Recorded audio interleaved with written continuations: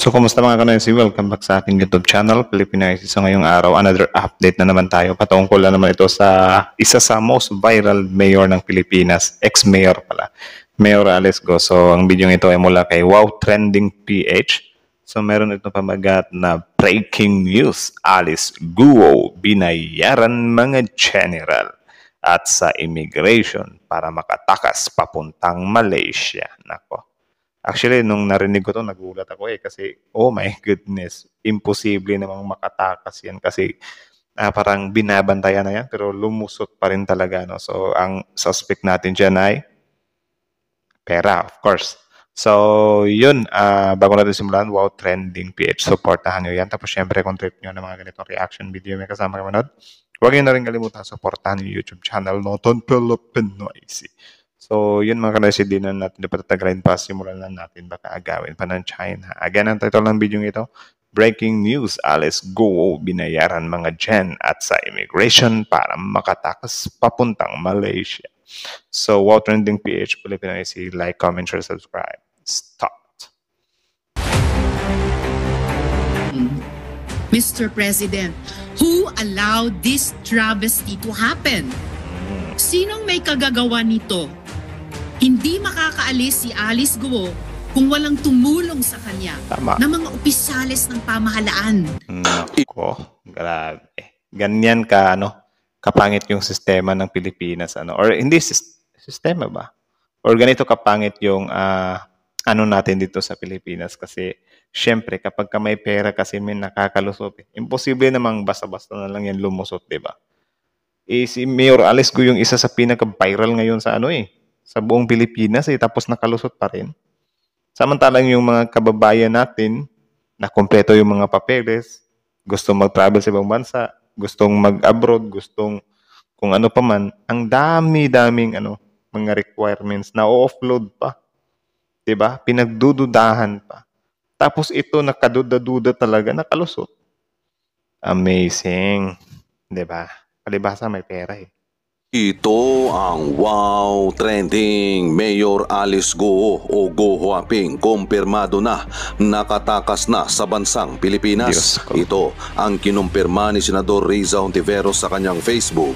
Breaking news, si Alice Guo o Alice Go Huaping ay nakaalis na ng Pilipinas. Nanggigil ng sobra si Senador Riza Hontiveros. may may angry emoji. Grabe yung mga senador natin ba? Na sila, nakukuha na nila yung uso sa social media ngayon. May pa-angry emoji. Kung hindi po natin ito gawa ng paraan as an institution, as a country, parang nagpasampal tayo sa dayuhang ito na paulit-ulit na sinasaula ang ating mga batas, patakaran at proseso. Diba? Dapat kasi kinulong agad to Yun nga lang, baka hindi din talaga pwede Tapos yun nga, grabe, parang dinaan lang tayo dun sa kunyari may sakit tapos ayaw daw bigyan ng doktor ng certificate na nagkasakit. Alam nga namang bigyan siya ng doktor, hindi naman siya totoong nagkasakit, di ba? Tapos ngayon malaman-laman natin wala na sa Pilipinas. Ouch! Grabe yun. Harap-harapan talagang pananampalmin.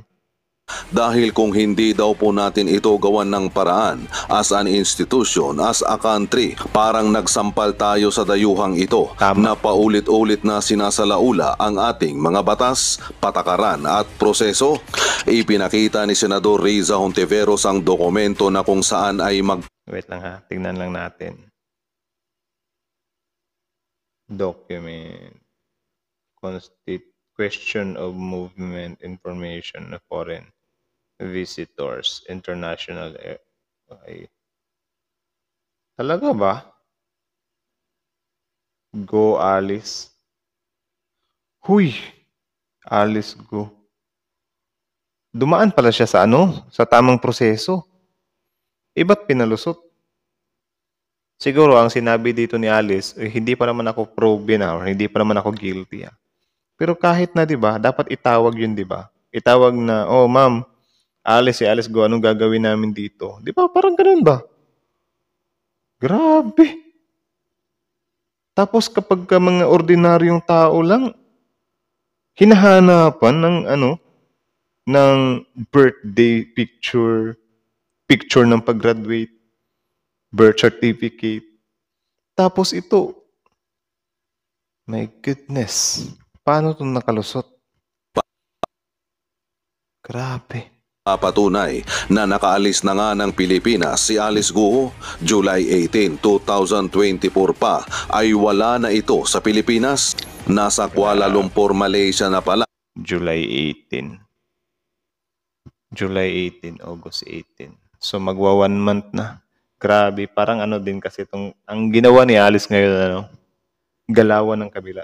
Alam nyo yung mga yung mga tipong silang kibuloy, yung sino pa yung mga na parang lumilipad agad na ibang bansa. Yung mga modus nila 'Di ba? Mga diskarte nila para di mahuli. Ewan ko si Pastor Apollo Kibuloy if nandito pa talaga siya sa Pilipinas Pero parang sa news is nandito lang naman siya. Pero baka magulat na lang tayo one time, nasa ibang bansa na rin 'yan. Yung kay Teves nandun na din siya sa ibang bansa, 'di ba? Yung si Bantag, parang lang din siya. Hindi din siya nagpapakita. So parang ang nagiging sistema nito, parang na silang mga wanted. 'Di ba? Parang na silang mga pugante, hindi siguro pugante. Pero parang ganun ba? Na iniiwasan nila yung batas. Grabe. Ang sa akin talaga dito, paano nakalusot to, men? Amazing.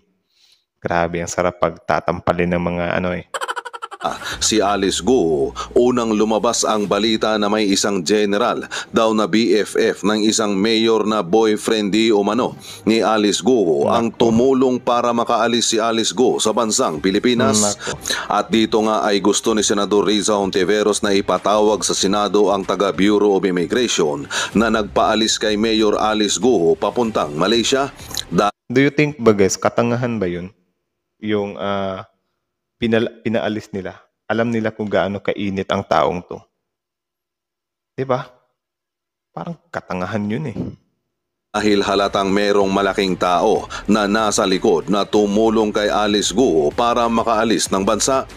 Pati ang mga netizen ay nanggigil din dahil kapag ordinaryong Pilipino daw, gisado ng mga taga-immigration, akala mo di na uuwi. Pero kapag Alice Guo ay exempted, komento pa ng mga netizen na kapag totoong Pilipino, hirap na hirap paalisin ng bansa kapag Ito din, ito talaga yung pinaka-problema natin.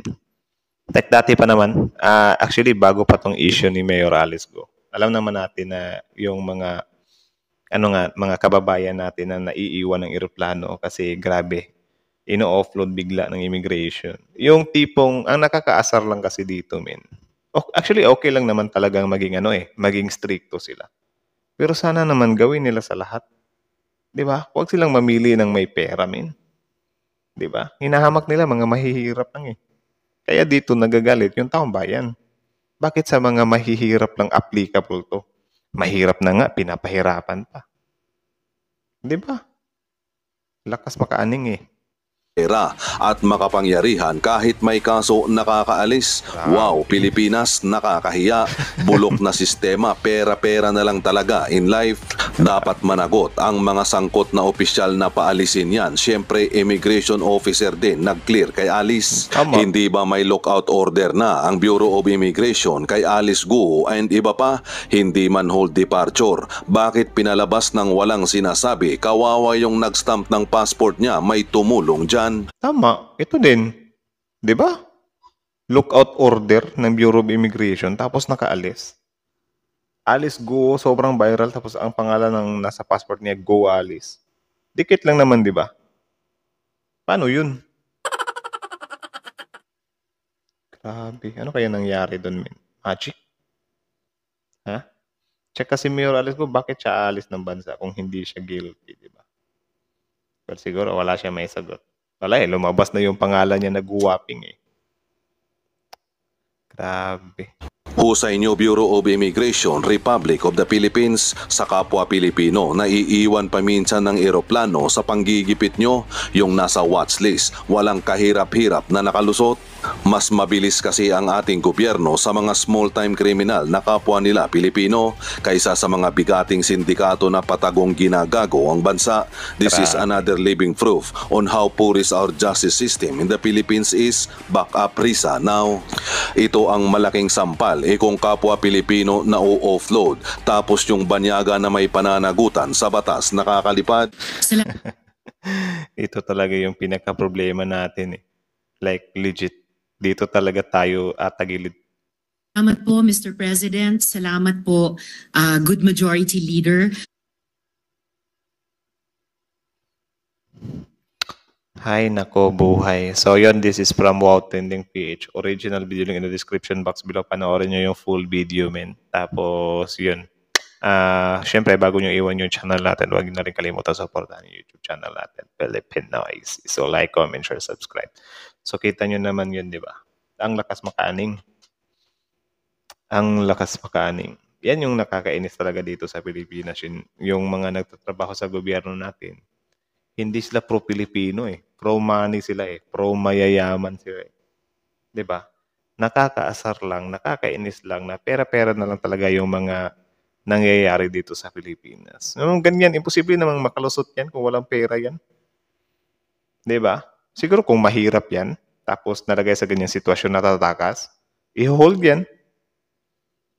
Diba? Magkakaroon pa ng mga viral video dyan kasi hinold. Mahirap eh, kaya eh. Well, though hindi pa naman talaga natin ginajudge talaga yung Bureau of Immigration, pero thinking na ganito yung nangyari, men. Sobrang hot ng taong yan, tapos nakalusot. Paano? Actually, nung una kong marinig na parang nawala na si Mayor Alice Go dito sa Pilipinas, parang ang nasa isip ko is parang private plane lang yung ginamit niya ba. Tapos bahala na sila kung paano nila palulusutin or yung mga ini-smuggle nila yung tao, di ba? Or yun human trafficking, something like that. Di ba, na may mga way na paglusot ng tao na hindi na dumadaan sa airport, hindi na dumadaan sa Bureau of Immigration. Mga ganun ba? Akala ko yun yung way ng paglusot ni Mayor Alice Go. Kahit nasabihin natin na sobrang mahirap yun, sobrang risky yun, yun naman talaga yung yung last option ng mga illegalista, way ng pagtaka sa isang bansa, di ba? Mga ganun ba na gamitan talaga ng pera. Pero ito malaman-laman natin na dumaan sa Bureau of Immigration, like, di ba? Ano na lang, sus. Grabe. Ano na lang iisipin ng ibang bansa sa atin? Grabe yung sa Pilipinas, ha? Sobrang pinag-usapan yung taong yun, si Alice, tapos malaman-laman na nakalusot. Paano nangyari yun? Diba? Nakakaasar.